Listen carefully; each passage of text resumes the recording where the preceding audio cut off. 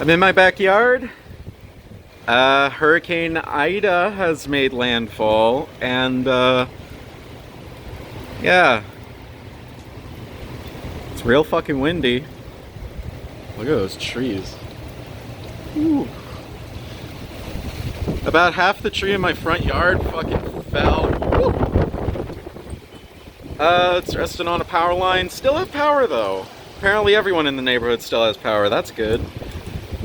As far as I know, it's still a category 4. Still mostly to the south. I heard something that way. Yeah, so far things are fine-ish. Those clouds are moving fast. So yeah. Hurricane Ida.